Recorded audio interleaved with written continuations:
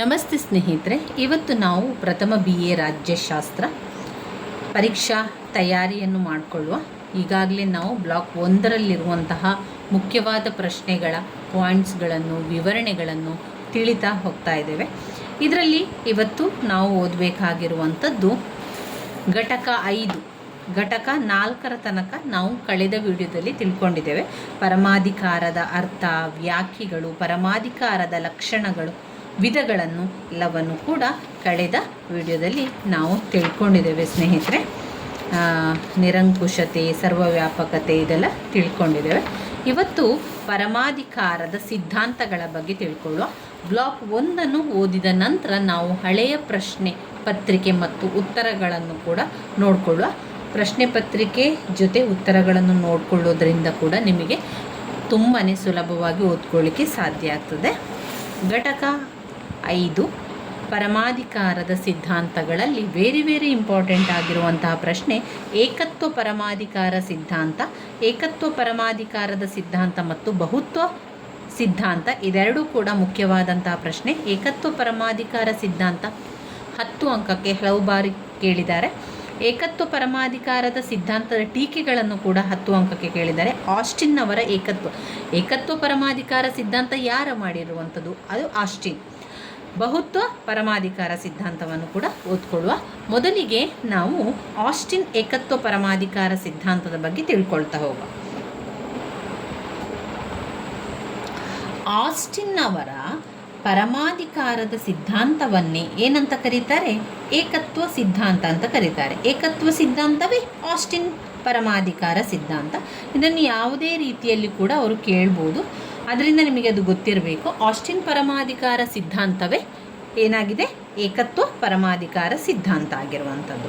ಈ ಸಿದ್ಧಾಂತವು ಸಾಂಪ್ರದಾಯಿಕ ಸಿದ್ಧಾಂತ ಎಂದಲೂ ಕೂಡ ಕರೀತಾರೆ.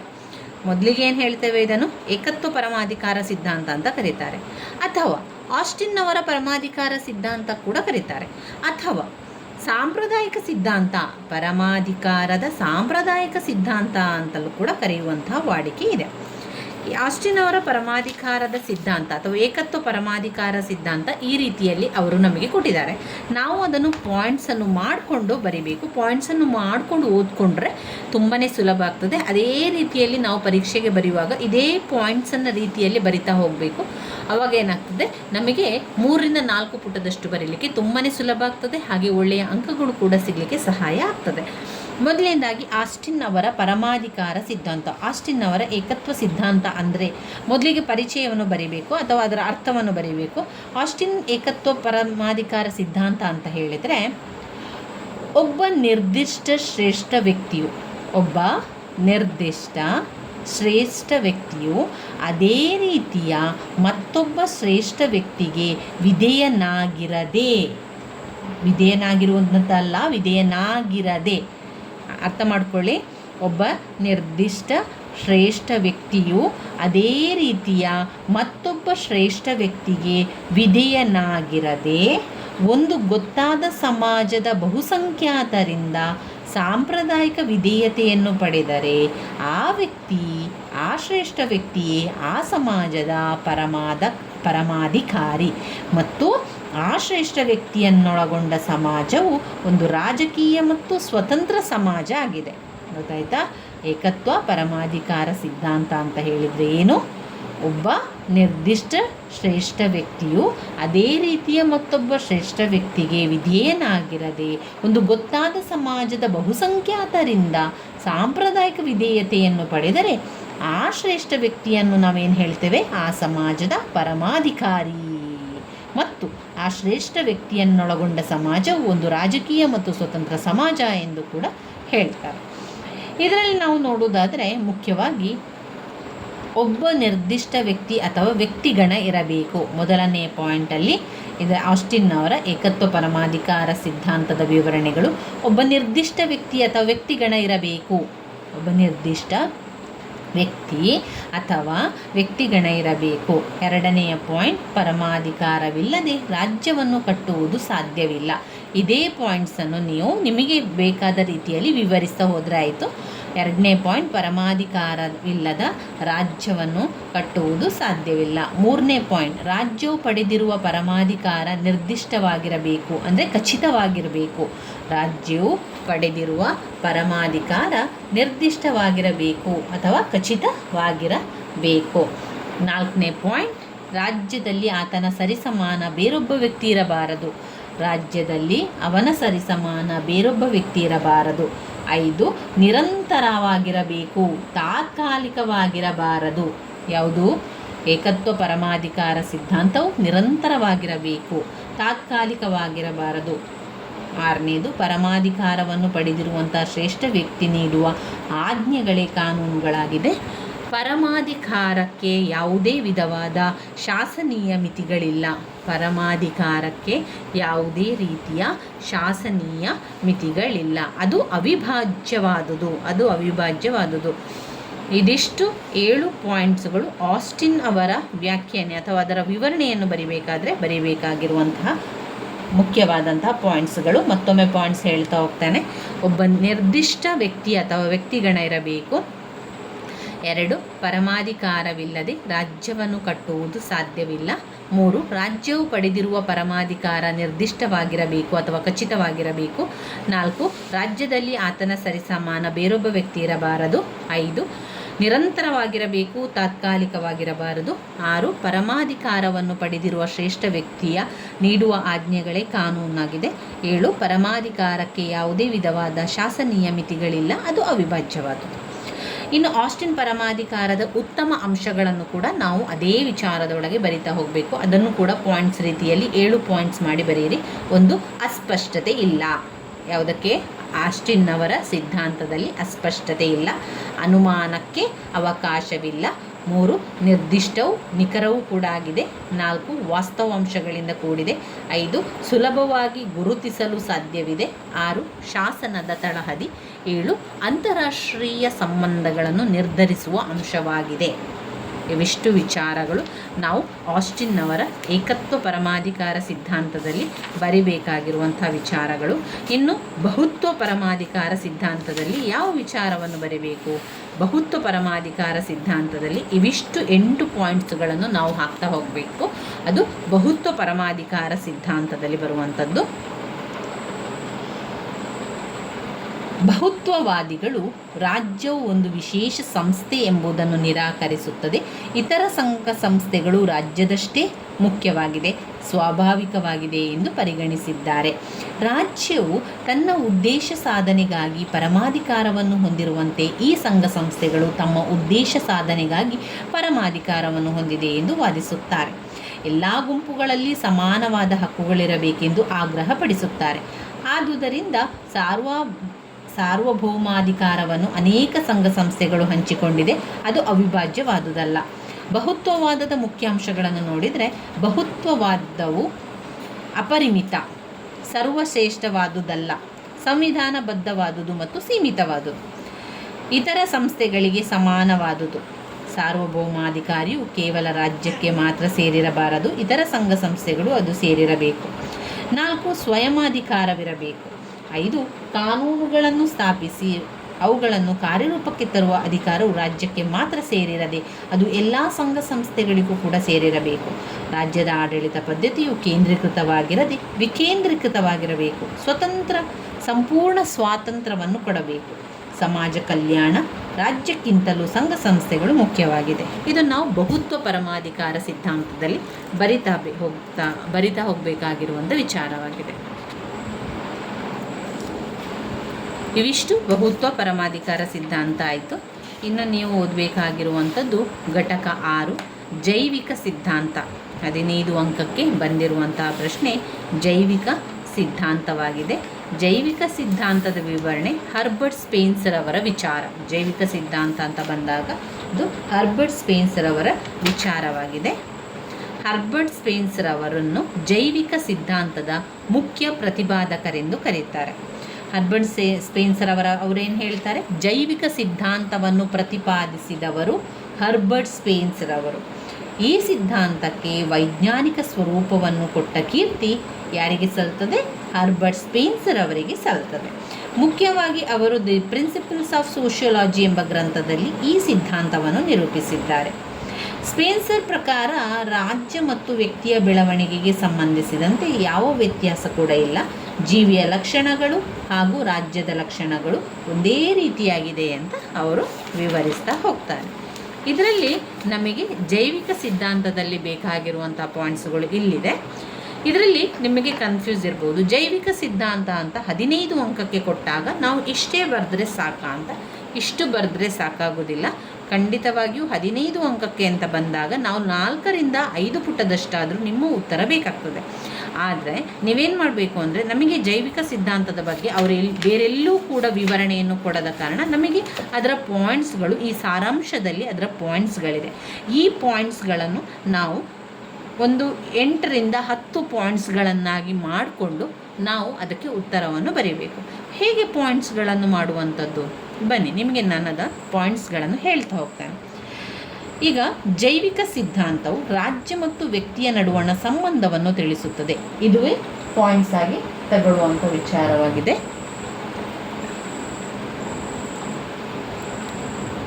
ಜೈವಿಕ ಸಿದ್ಧಾಂತ ಬಂದಾಗ ಮೊದಲನೇ ಪಾಯಿಂಟ್, ಜೈವಿಕ ಸಿದ್ಧಾಂತವು ರಾಜ್ಯ ಮತ್ತು ವ್ಯಕ್ತಿಗಳ ನಡುವಣ ಸಂಬಂಧವನ್ನು ತಿಳಿಸುತ್ತದೆ. ಮೊದಲೇ ಪಾಯಿಂಟ್ಸಲ್ಲಿ ಏನು ಬರ್ತದೆ?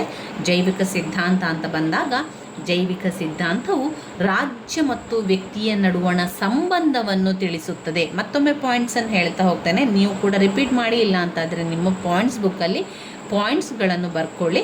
ರಾಜ್ಯ ಮತ್ತು ವ್ಯಕ್ತಿಯ ನಡುವಣ ಸಂಬಂಧವನ್ನು ತಿಳಿಸುತ್ತದೆ. 2ನೇ ಪಾಯಿಂಟ್ನಲ್ಲಿ, ರಾಜ್ಯವು ಸ್ವರೂಪದಲ್ಲಿ ಒಂದು ಸಜೀವ ಪ್ರಾಣಿ. ರಾಜ್ಯ ಮತ್ತು ವ್ಯಕ್ತಿಗಳ ನಡುವಿನ ಸಂಬಂಧವು ಜೀವಿಗೂ ಮತ್ತು ಅದರ ಜೀವಕಣಗಳಿಗಿರುವ ಸಂಬಂಧವನ್ನು ಹೋಲುತ್ತದೆ ಎಂದು ವಿವರಿಸುತ್ತದೆ. ಜೈವಿಕ ಸಿದ್ಧಾಂತವು ಜೀವಕಣಗಳಿಗಿರುವ ಸಂಬಂಧವನ್ನು ಹೋಲುತ್ತದೆ. ಇನ್ನು ಹರ್ಬರ್ಟ್ ಸ್ಪೆನ್ಸರ್ ಅವರು ಜೈವಿಕ ಸಿದ್ಧಾಂತದ ಮುಖ್ಯ ಪ್ರತಿಪಾದಕರು. ಅವರು ಈ ಸಿದ್ಧಾಂತಕ್ಕೆ ವೈಜ್ಞಾನಿಕ ಸ್ವರೂಪ ಕೊಟ್ಟ ಕೀರ್ತಿ ಅವರಿಗೆ ಸಲ್ಲಿರುವುದರಿಂದ ಅವರನ್ನು ಜೈವಿಕ ಸಿದ್ಧಾಂತದ ಪ್ರತಿಪಾದಕರು ಅಂತ ಆರಂಭದಲ್ಲಿ ಪಾಯಿಂಟ್ಸನ್ನು ನೀವು ಬರೀಬೇಕು. ಜೈವಿಕ ಸಿದ್ಧಾಂತವನ್ನು ಪ್ರತಿಪಾದಿಸಿದವರು ಹರ್ಬರ್ಟ್ ಸ್ಪೆನ್ಸರ್ ಅವರು, ಮೊದಲನೇ ಪಾಯಿಂಟ್. 2ನೇ ಪಾಯಿಂಟ್, ಜೈವಿಕ ಸಿದ್ಧಾಂತವು ರಾಜ್ಯ ಮತ್ತು ವ್ಯಕ್ತಿಯ ನಡುವಿನ ಸಂಬಂಧವನ್ನು ತಿಳಿಸುತ್ತದೆ. 3ನೇ ಪಾಯಿಂಟ್, ರಾಜ್ಯ ಸ್ವರೂಪದಲ್ಲಿ ಒಂದು ಸಜೀವ ಪ್ರಾಣಿ. ರಾಜ್ಯ ಮತ್ತು ವ್ಯಕ್ತಿಗಳ ನಡುವಿನ ಸಂಬಂಧ ಜೀವಿಗೂ ಮತ್ತು ಅದರ ಜೀವಕಣಗಳಿಗಿರುವ ಸಂಬಂಧವನ್ನು ಹೋಲುತ್ತದೆ ಎಂದು ವಿವರಿಸಿದ್ದಾರೆ. ಇನ್ನು ಹರ್ಬರ್ಟ್ 4ನೇ ಪಾಯಿಂಟ್ನಲ್ಲಿ, ಜೀವಿಯು ಅನೇಕ ಜೀವಕೋಶಗಳಿಂದ ರಚನೆಯಾಗಿರುವಂತೆ ರಾಜ್ಯವು ವ್ಯಕ್ತಿಗಳಿಂದ ರಚನೆಯಾಗಿರುತ್ತದೆ. 5, ಜೈವಿಕ ಸಿದ್ಧಾಂತವು ಮೊಟ್ಟ ಮೊದಲು ಸಣ್ಣದಾಗಿ ಪ್ರಾರಂಭವಾಗಿ ನಂತರ ದೊಡ್ಡದಾಗಿ ಬೆಳೆಯುತ್ತದೆ. ಇನ್ನು ಬೆಳೆದಂತೆಲ್ಲ ಅವುಗಳ ಸ್ವರೂಪದಲ್ಲಿರುವ ಪ್ರಾರಂಭಿಕ ಸರಳತೆಗೆ ಬದಲಾಗಿ ಸಂಕೀರ್ಣತೆ ಬರುತ್ತದೆ. ಸ್ವರೂಪದಲ್ಲಿ ಸರಳತೆಯಿಂದ ಸಂಕೀರ್ಣತೆ ಬರುವಂಥದ್ದು ಬೆಳವಣಿಗೆ ಮತ್ತು ಶಿಥಿಲತೆಯ ನಿಯಮಕ್ಕೆ ಒಳಪಡುತ್ತದೆ. ಜೈವಿಕ ಸಿದ್ಧಾಂತವು ಬೆಳವಣಿಗೆ ಮತ್ತು ಶಿಥಿಲತೆಯ ನಿಯಮಕ್ಕೆ ಒಳಪಡುತ್ತದೆ. ಜೈವಿಕ ಸಿದ್ಧಾಂತವು ಪೋಷಣಾ ವ್ಯವಸ್ಥೆ, ವಿತರಣಾ ವ್ಯವಸ್ಥೆ, ನಿಯಂತ್ರಣ ವ್ಯವಸ್ಥೆಯನ್ನು ಹೊಂದಿದೆ. ಜೈವಿಕ ಸಿದ್ಧಾಂತವು ಪೋಷಣಾ ವ್ಯವಸ್ಥೆ, ವಿತರಣಾ ವ್ಯವಸ್ಥೆ, ನಿಯಂತ್ರಣ ವ್ಯವಸ್ಥೆಯನ್ನು ಹೊಂದಿದೆ. ಈ ರೀತಿಯಾಗಿ ನೀವು ಈ ಪಾಯಿಂಟ್ಸನ್ನು ಬೇರೆ ಬೇರೆಯಾಗಿ ತಗೊಳ್ಳಿ. ಪೋಷಣಾ ವ್ಯವಸ್ಥೆ ಬೇರೆ ಪಾಯಿಂಟ್, ವಿತರಣಾ ವ್ಯವಸ್ಥೆ ಬೇರೆ ಪಾಯಿಂಟ್, ನಿಯಂತ್ರಣ ವ್ಯವಸ್ಥೆ ಬೇರೆ ಪಾಯಿಂಟ್ಸನ್ನು ಹಾಕಿಕೊಂಡು ಜೈವಿಕ ಸಿದ್ಧಾಂತವನ್ನು ಬರೆದ್ರಾಯಿತು. ಒಟ್ಟು 15 ಅಂಕದ ಪ್ರಶ್ನೆಯಾಗಿದೆ. ಇನ್ನು ಬರುವಂಥದ್ದು ಬ್ಲಾಕ್ 2ರಲ್ಲಿ. ಬ್ಲಾಕ್ 2ರಲ್ಲಿ ಯಾವ ಪ್ರಶ್ನೆಗಳನ್ನೆಲ್ಲ ಓದ್ಕೊಳ್ಬೇಕು ಅಂತ ನಾನು ಮುಂದಿನ ವಿಡಿಯೋದಲ್ಲಿ ತಿಳಿಸ್ತೇನೆ. ಈಗ ಇವಿಷ್ಟು ಬ್ಲಾಕ್ 1ರಲ್ಲಿ ನಾವು ಓದಬೇಕಾಗಿರುವಂಥ ಪ್ರಶ್ನೆಗಳು. ಮತ್ತೊಮ್ಮೆ ನೋಡ್ತಾ ಹೋಗುವ, ಪುನರಾವರ್ತನವಾಗಿ ಅಭ್ಯಾಸವನ್ನು ಪುನಃ ನೋಡ್ತಾ ಹೋದರೆ ನಿಮಗೆ ಯಾವುದನ್ನೆಲ್ಲ ಓದ್ಕೊಳ್ಬೇಕು, ಯಾವ ಪಾಯಿಂಟ್ಸ್ಗಳಿದೆ ಎನ್ನುವಂಥದ್ದು ಮತ್ತೊಮ್ಮೆ ನೆನಪಾಗ್ತದೆ. ಮೊದಲಿಗೆ ರಾಜ್ಯಶಾಸ್ತ್ರದ ಅರ್ಥವನ್ನು ತಿಳ್ಕೊಳ್ಳಿ. ರಾಜ್ಯಶಾಸ್ತ್ರದ ಅರ್ಥವನ್ನು ತಿಳ್ಕೊಂಡ ನಂತರ ಅದರ ವ್ಯಾಖ್ಯೆಗಳನ್ನು ತಿಳ್ಕೊಳ್ಳಿ. ಕೆಲವೊಮ್ಮೆ 5 ಅಂಕಕ್ಕೆ ಏನು ಮಾಡ್ತಾರೆ, ರಾಜ್ಯಶಾಸ್ತ್ರದ ವ್ಯಾಖ್ಯೆಗಳನ್ನು ಬರೆಯಿರಿ ಅಂತ ಕೇಳ್ತಾರೆ. ಆ ರೀತಿಯಾಗಿ ನಿಮಗೆ 5 ಅಂಕಕ್ಕೆ ಬಂದಾಗ ನೀವು 5 ಪಾಯಿಂಟ್ಸ್ ಆದರೂ ನಿಮ್ಮಲ್ಲಿರಬೇಕು. 5 ಪಾಯಿಂಟ್ಸ್ ಅಂದರೆ 5 ರಾಜ್ಯಶಾಸ್ತ್ರಜ್ಞರ ಅವರ ಒಂದು ಸಿದ್ಧಾಂತ ಅಥವಾ ಅವ್ರು ಹೇಳಿರುವಂಥ ವ್ಯಾಖ್ಯೆಗಳು ನಮ್ಮಲ್ಲಿ ಇರಬೇಕು. ಅದರಿಂದ 5 ವ್ಯಾಖ್ಯೆಗಳನ್ನು ಕಲ್ತ್ಕೊಳ್ಳಿ, ಅಥವಾ ನೀವು 2-3 ವ್ಯಾಖ್ಯೆಗಳನ್ನಾದರೂ ಕೂಡ ಕಲ್ತ್ಕೊಳ್ಬೋದು. ನೀವು ಬೇರೆ ಆಪ್ಷನ್ ಕೂಡ ಇರುವುದರಿಂದ ಬರೀ ವ್ಯಾಖ್ಯೆ ಅಂತ ಬಂದರೆ ಬರಿಬೇಕು ಅಂತ ಇಲ್ಲ, ಪಾಯಿಂಟ್ಸ್ ಇರುವಂತಹ ಪ್ರಶ್ನೆಯನ್ನೇ ಆಯ್ಕೆ ಮಾಡಿಕೊಳ್ಳಿ. ಇನ್ನು ರಾಜ್ಯಶಾಸ್ತ್ರದ ವ್ಯಾಪ್ತಿ 5 ಅಂಕಕ್ಕೆ. ರಾಜಕೀಯ ಸಿದ್ಧಾಂತ, ರಾಜಕೀಯ ಸಂಸ್ಥೆಗಳು, ರಾಜಕೀಯ ಪಕ್ಷಗಳು, ಅಂತಾರಾಷ್ಟ್ರೀಯ ಸಂಬಂಧಗಳು. ಇನ್ನು ರಾಜ್ಯಶಾಸ್ತ್ರದ ಅಧ್ಯಯನದ ಮಹತ್ವ ಅಂತ ಬಂದಾಗ, ರಾಜ್ಯಶಾಸ್ತ್ರದ ಅಧ್ಯಯನದ ಮಹತ್ವದಲ್ಲಿ ರಾಜ್ಯ ಮತ್ತು ಸರಕಾರ ಪಾತ್ರದ ಬಗ್ಗೆ ಮಾಹಿತಿಯನ್ನು ಪಡೆಯಬಹುದು, ಪ್ರಜೆಗಳ ಹಕ್ಕು ಬಾಧ್ಯತೆಗಳ ಬಗ್ಗೆ ಅರಿವನ್ನು ಮೂಡಿಸುವುದು, ಪ್ರಜೆಗಳಲ್ಲಿ ರಾಜಕೀಯ ಜಾಗೃತಿಯನ್ನುಂಟು ಮಾಡುವುದು, ಪ್ರಜಾಪ್ರಭುತ್ವದ ಯಶಸ್ಸಿಗೆ ಸಹಕಾರಿ, ವಿವಿಧ ರಾಜಕೀಯ ಸಿದ್ಧಾಂತಗಳ ಪರಿಚಯ ಆಗ್ತದೆ, ಅಂತಾರಾಷ್ಟ್ರೀಯ ರಾಜಕೀಯ ಹಾಗೂ ಸಂಘ ಸಂಸ್ಥೆಗಳ ಪರಿಚಯ, ಸರಕಾರದ ದಕ್ಷ ನಿರ್ವಹಣೆಗೆ ರಾಜ್ಯಶಾಸ್ತ್ರದ ಜ್ಞಾನ ಸ್ವಲ್ಪ ಮಟ್ಟಿಗಾದರೂ ಇದ್ದರೆ ಉತ್ತಮ, ರಾಜ್ಯದ ಸಮಸ್ಯೆಗಳನ್ನು ಅರಿಯಲು. ಇವಿಷ್ಟು ರಾಜ್ಯಶಾಸ್ತ್ರದ ಅಧ್ಯಯನದ ಮಹತ್ವಗಳಲ್ಲಿ ಬರೀಬೇಕಾಗಿರುವಂತಹ ಪಾಯಿಂಟ್ಸ್ಗಳು. ವೆರಿ ಇಂಪಾರ್ಟೆಂಟ್ ಇರುವಂಥದ್ದು 5 ಅಂಕಕ್ಕೆ ಹಲವು ಬಾರಿ ಬಂದಿರುವಂತಹ ಪ್ರಶ್ನೆ, ರಾಜ್ಯಶಾಸ್ತ್ರದ ಅಧ್ಯಯನದ ಮಹತ್ವ ಅಥವಾ ಪ್ರಾಮುಖ್ಯತೆ. ಇನ್ನು ಘಟಕ 2ರಲ್ಲಿ ನೀವು ಓದಬೇಕಾಗಿರುವಂಥದ್ದು ರಾಜ್ಯಶಾಸ್ತ್ರದ ಅಧ್ಯಯನದ ವಿಧಾನ. ಸಂಪೂರ್ಣವಾಗಿ ಓದ್ಕೊಳ್ಬೇಕು. ಸಂಪೂರ್ಣವಾಗಿ 15 ಅಂಕಕ್ಕೆ ಕೇಳಿದರೆ ನೀವು 4 ವಿಧಾನವನ್ನು ಬರೀಬೇಕು. ಇಲ್ಲಾಂತಾದರೆ ಅವರು ಪ್ರತಿಯೊಂದು ವಿಧಾನವನ್ನು ಪ್ರತ್ಯೇಕವಾಗಿ 10 ಅಂಕಕ್ಕೂ ಕೂಡ ಕೇಳ್ತಾರೆ. ಹೋಲಿಕಾ ವಿಧಾನವನ್ನು ಹಲವು ಬಾರಿ ಕೇಳಿದ್ದಾರೆ. ಅದನ್ನು ಮತ್ತೊಂದು ಪ್ರಶ್ನೆಯಾಗಿ ಕೇಳಿದರೆ ತೌಲನಿಕ ವಿಧಾನವನ್ನು ವಿವರಿಸಿ. ತೌಲನಿಕ ವಿಧಾನ ಅಂದರೆ ಹೋಲಿಕಾ ವಿಧಾನ, ಕಂಪ್ಯಾರಿಟಿವ್ ಟೈಪ್ಸ್, ಅದು ಹೋಲಿಕೆ ಮಾಡುವಂಥದ್ದು. ರಾಜ್ಯಶಾಸ್ತ್ರದ ಅಧ್ಯಯನದ ವಿಧಾನಗಳಲ್ಲಿ ಐತಿಹಾಸಿಕ ವಿಧಾನ, ಹೋಲಿಕಾ ವಿಧಾನ, ಅನುಭವಾತ್ಮಕ ವಿಧಾನ, ನಡವಳಿಕೆ ಅಥವಾ ವರ್ತನಾ ವಿಧಾನ. ಐತಿಹಾಸಿಕ ವಿಧಾನ, ಹೋಲಿಕಾ ವಿಧಾನ ಅಥವಾ ತೌಲನಿಕ ವಿಧಾನ, ಅದರಲ್ಲಿ ಪಾಯಿಂಟ್ಸ್ಗಳಿದೆ. ಅದಾದಮೇಲೆ ಅನುಭವಾತ್ಮಕ ವಿಧಾನ, ನಡವಳಿಕೆ ಅಥವಾ ವರ್ತನಾ ವಿಧಾನವನ್ನು ಪ್ರತ್ಯೇಕವಾಗಿ 10 ಅಂಕಕ್ಕೂ ಕೂಡ ಕೇಳಿದ್ದಾರೆ, 15 ಅಂಕಕ್ಕೂ ಕೂಡ ಕೇಳಿದ್ದಾರೆ. ಅದರ ಅರ್ಥ ವಿವರಣೆಯನ್ನು ಬರೆದು ವರ್ತನಾ ವಿಧಾನದ ಲಕ್ಷಣಗಳನ್ನು ಬರಿತಾ ಹೋಗಬೇಕು. ಕ್ರಮಬದ್ಧತೆ, ಸತ್ಯಮಾಪನ, ತಂತ್ರಗಳು, ಪರಿಮಾಣಾತ್ಮಕ, ಮೌಲ್ಯಗಳನ್ನು ಬೇರ್ಪಡಿಸುವುದು, ಕ್ರಮಬದ್ಧತೆ, ಪರಿಶುದ್ಧ ವಿಜ್ಞಾನ, ಸಮಗ್ರತೆ. ಆಮೇಲೆ ನಾವು ನಡವಳಿಕೆ ದೃಷ್ಟಿಕೋನದ ಪ್ರಯೋಜನಗಳನ್ನು ಕೂಡ ನಾವು ಬರೀಬೇಕು. ಅದಾದ ಮೇಲೆ ನಾವು ಓದ್ಕೊಳ್ಬೇಕಾಗಿರುವಂತಹ ಪಾಠ ಘಟಕ 3 ರಾಜ್ಯದ ಮೂಲಾಂಶ. ಇದು 10 ಅಂಕಕ್ಕೆ ಮತ್ತು 5 ಅಂಕಕ್ಕೆ ಕೇಳುವಂತಹ ಮುಖ್ಯವಾದಂತಹ ಪ್ರಶ್ನೆ. ಇದರಲ್ಲಿ 4 ಪಾಯಿಂಟ್ಸ್ಗಳಿಲ್ಲಿದೆ. ಜನಸಂಖ್ಯೆ, ಭೂಪ್ರದೇಶ, ಸರಕಾರ, ಪರಮಾಧಿಕಾರ ಅಥವಾ ಸಾರ್ವಭೌಮ. ಇದೇ ಪಾಯಿಂಟ್ಸನ್ನು ಬರಿತಾ ವಿವರಿಸ್ತಾ ಹೋಗಿ. ಮೊದಲಿಗೆ ರಾಜ್ಯ ಅಂದರೆ ಏನು ಅಂತ ವಿವರಿಸಬೇಕು. ವ್ಯಾಖ್ಯೆಯನ್ನು ಓದ್ಕೊಳ್ಳಿ. ಬ್ಲೆಂಚ್ಲಿ ಅವರ ಪ್ರಕಾರ ಒಂದು ನಿರ್ದಿಷ್ಟ ಪ್ರದೇಶದ ಜನರು ರಾಜಕೀಯವಾಗಿ ಸುಸಂಘಟಿತರಾಗಿರುವುದೇ ರಾಜ್ಯ. ಓಪನ್ ಹ್ಯಾಮ್ ಅವರ ಪ್ರಕಾರ ತನ್ನದೇ ಆದ ಪರಮಾಧಿಕಾರವುಳ್ಳ ಸರಕಾರದಡಿಯಲ್ಲಿ ಜನರು ಒಂದು ದೇಶದಲ್ಲಿ ನೆಲೆಸಿದಾಗ ರಾಜ್ಯ ಅಸ್ತಿತ್ವಕ್ಕೆ ಬರುತ್ತದೆ. ಇದು ರಾಜ್ಯದ ಬಗ್ಗೆ ಇರುವಂಥ ವ್ಯಾಖ್ಯೆ. ಅದಾದ ಮೇಲೆ ರಾಜ್ಯದ ಮೂಲಾಂಶವನ್ನು ನೀವು ಬರಿಬೇಕು, ಓದ್ಕೊಳ್ಳೇಬೇಕು. ಜನಸಂಖ್ಯೆ, ಭೂಪ್ರದೇಶ, ಸರಕಾರ, ಪರಮಾಧಿಕಾರ. ಪರಮಾಧಿಕಾರದಲ್ಲಿ ನಿರಂಕುಶವಾದುದು, ಸರ್ವವ್ಯಾಪಿಯಾದುದು, ಅವಿಭಾಜ್ಯವಾದುದು, ಅವರ್ಗೀಯವಾದುದು. ಈ ರೀತಿಯ ಪಾಯಿಂಟ್ಸ್ಗಳು ಸಿಕ್ಕಿದರೆ ನಮಗೆ ಅದನ್ನು ವಿವರಿಸಲಿಕ್ಕೂ ಕೂಡ ತುಂಬಾ ಸಹಾಯ ಆಗ್ತದೆ. ಇನ್ನು ನಾವು ನೋಡುವುದಾದರೆ ಘಟಕ 4. ಘಟಕ 4ಅಲ್ಲಿ ಪರಮಾಧಿಕಾರದ ಲಕ್ಷಣಗಳು ಮತ್ತು ಪರಮಾಧಿಕಾರದ ವಿಧಗಳಿದೆ. ಪರಮಾಧಿಕಾರದ ಲಕ್ಷಣಗಳು ನಿರಂಕುಶತೆ, ಶಾಶ್ವತತೆ, ಸರ್ವವ್ಯಾಪಕತೆ, ಅವಿಭಾಜ್ಯತೆ, ಅವರ್ಗೀಯತೆ, ಏಕಮೇವತೆ. ಪರಮಾಧಿಕಾರದ ವಿಧಗಳು ನಾಮಮಾತ್ರ ಪರಮಾಧಿಕಾರ ಮತ್ತು ನೈಜ ಪರಮಾಧಿಕಾರ, ಶಾಸನಬದ್ಧ ಪರಮಾಧಿಕಾರ ಮತ್ತು ರಾಜಕೀಯ ಪರಮಾಧಿಕಾರ, ಜನತಾ ಪರಮಾಧಿಕಾರ. 4ನೇದು ವಿಧಿಬದ್ಧ ಮತ್ತು ಶಕ್ತಿಬದ್ಧ ಪರಮಾಧಿಕಾರ. ಪರಮಾಧಿಕಾರದ ಬಗ್ಗೆ ಬರೆಯುವ ಮೊದಲು ನೀವು ಪರಮಾಧಿಕಾರದ ಅರ್ಥ ಮತ್ತು ವ್ಯಾಖ್ಯೆಗಳನ್ನು ಓದ್ಕೊಳ್ಬೇಕು. ಪರಮಾಧಿಕಾರ ಎನ್ನುವಂಥದ್ದು ಕಾನೂನಿನ ನಿರ್ಬಂಧವಿಲ್ಲದೆ ನಾವು ಪೌರರ ಮತ್ತು ಪ್ರಜೆಗಳ ಮೇಲೆ ರಾಜ್ಯವು ಹೊಂದಿರುವ ಸರ್ವೋಚ್ಚ ಅಧಿಕಾರವೇ ಪರಮಾಧಿಕಾರ. ಬೋರ್ಡಿನ್ ಅವರ ಪ್ರಕಾರ, ವಿಲ್ಲೋಬಿ ಅವರ ಪ್ರಕಾರ ಪರಮಾಧಿಕಾರ ರಾಜ್ಯದ ಸರ್ವೋಚ್ಚ ಇಚ್ಛೆಯೇ ಪರಮಾಧಿಕಾರ. ಪರಮಾಧಿಕಾರದ ಲಕ್ಷಣಗಳು ನಿರಂಕುಶತೆ, ಸರ್ವವ್ಯಾಪಕತೆ, ಶಾಶ್ವತತೆ, ಅವಿಭಾಜ್ಯತೆ, ಅವರ್ಗೀಯತೆ, ಏಕಮೇವತೆ. ಇವಿಷ್ಟು ವಿಧಾನಗಳದರಲ್ಲಿದೆ. ಇನ್ನು ಪರಮಾಧಿಕಾರದ ವಿಧಗಳಲ್ಲಿ ನಾಮಮಾತ್ರ ಪರಮಾಧಿಕಾರ ಮತ್ತು ನೈಜ ಪರಮಾಧಿಕಾರ, ಶಾಸನಬದ್ಧ ಪರಮಾಧಿಕಾರ ಮತ್ತು ರಾಜಕೀಯ ಪರಮಾಧಿಕಾರ, ಜನತಾ ಪರಮಾಧಿಕಾರ, ವಿಧಿಬದ್ಧ ಮತ್ತು ಶಕ್ತಿಬದ್ಧ ಪರಮಾಧಿಕಾರ, ಇವಿಷ್ಟು ವಿಚಾರಗಳು ಅದರಲ್ಲಿ ಬರ್ತದೆ. ಇನ್ನು ಅದಾದಮೇಲೆ ಓದಬೇಕಾಗಿರುವಂಥದ್ದು ಏಕತ್ವ ಪರಮಾಧಿಕಾರ ಸಿದ್ಧಾಂತ, ಆಸ್ಟಿನ್ ಅವರ ಏಕತ್ವ ಪರಮಾಧಿಕಾರ ಸಿದ್ಧಾಂತ, ಹಾಗೆಯೇ ಬಹುತ್ವ ಪರಮಾಧಿಕಾರ ಸಿದ್ಧಾಂತ. ಅದರ ಒಂದು ಪಾಯಿಂಟ್ಸ್ಗಳನ್ನು ನಾನು ಇದೇ ವಿಡಿಯೋದಲ್ಲಿ ತಿಳಿಸಿದ್ದೇನೆ. ಬಹುತ್ವ ಪರಮಾಧಿಕಾರ ಸಿದ್ಧಾಂತ ಕೂಡ ಹಾಗೆ ಯಾವುದೆಲ್ಲ ವಿಚಾರಗಳಿದೆ ಎಂದು ನಾವು ನೋಡ್ಕೊಂಡಿದ್ದೇವೆ. ಓದ್ಕೊಳ್ಳಿ, ಅದನ್ನೆಲ್ಲ ಸ್ಕಿಪ್ ಮಾಡಬೇಡಿ. ಇದೆಲ್ಲ ರಿಪೀಟಾಗಿ ಪದೇ ಪದೇ ಕೇಳಿರುವಂತಹ ಪ್ರಶ್ನೆಗಳಾದ್ರಿಂದ ಇದನ್ನೆಲ್ಲ ಸ್ಕಿಪ್ ಮಾಡಬೇಡಿ. ಜೈವಿಕ ಸಿದ್ಧಾಂತ ವೆರಿ ಇಂಪಾರ್ಟೆಂಟ್ ಆಗಿರುವಂಥದ್ದು, ಘಟಕ 6ರಲ್ಲಿ ಬರುವಂಥದ್ದು ಜೈವಿಕ ಸಿದ್ಧಾಂತದ ಬಗ್ಗೆ. ಜೈವಿಕ ಸಿದ್ಧಾಂತದಲ್ಲಿ ಈ ಎಲ್ಲ ಪಾಯಿಂಟ್ಸ್ಗಳನ್ನು ತಗೊಂಡು ಅದರಲ್ಲಿ ಒಂದು 10-15 ಪಾಯಿಂಟ್ಸ್ಗಳನ್ನು ಮಾಡ್ಕೊಳ್ಳಿ. ನೀವೇ ಚಿಕ್ಕ ಚಿಕ್ಕ ಪಾಯಿಂಟ್ಸನ್ನು ಮಾಡಿಕೊಂಡ್ರೆ ಆಯಿತು. ಪೋಷಣಾ ವ್ಯವಸ್ಥೆ, 2 ವಿತರಣಾ ವ್ಯವಸ್ಥೆ, 3 ನಿಯಂತ್ರಣ ವ್ಯವಸ್ಥೆ, ಬೆಳವಣಿಗೆ ಮತ್ತು ಶಿಥಿಲತೆಯ ನಿಯಮಕ್ಕೆ ಒಳಪಡುತ್ತದೆ, ಸ್ವರೂಪದಲ್ಲಿ ಸರಳತೆಯಿಂದ ಸಂಕೀರ್ಣತೆಯೆಡೆಗೆ ಹೋಗುತ್ತದೆ, ಆಮೇಲೆ ಜೀವಕೋಶಗಳಿಂದ ರಚನೆಯಾಗಿದೆ, ವ್ಯಕ್ತಿಗಳಿಂದ ರಚನೆಯಾಗಿದೆ, ಸಣ್ಣದಾಗಿ ಪ್ರಾರಂಭವಾಗಿ ನಂತರ ದೊಡ್ಡದಾಗಿ ಬೆಳೆಯುತ್ತದೆ. ಇದರೆಲ್ಲ ಪಾಯಿಂಟ್ಸನ್ನು ಮಾಡಿಕೊಂಡು 10-15 ಪಾಯಿಂಟ್ಸ್ಗಳನ್ನು ಮಾಡಲಿಕ್ಕೆ ಆಗ್ತದೆ. ಅದನ್ನೇ ನಾವು ಜೈವಿಕ ಸಿದ್ಧಾಂತಕ್ಕೆ ಬರಿತಾ ಹೋದ್ರೆ ಆಯಿತು.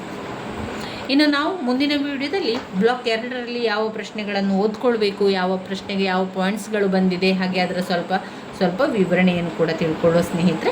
ನನ್ನ ವೀಡಿಯೋಸ್ ಎಲ್ಲ ನಿಮಗೆ ಇಷ್ಟ ಆಗ್ತಾ ಇದ್ದರೆ ಲೈಕ್ ಕೊಡಿ, ಶೇರ್ ಮಾಡಿ, ಸಬ್ಸ್ಕ್ರೈಬ್ ಮಾಡಲಿಕ್ಕೆ ಮರಿಬೇಡಿ. ಧನ್ಯವಾದಗಳು.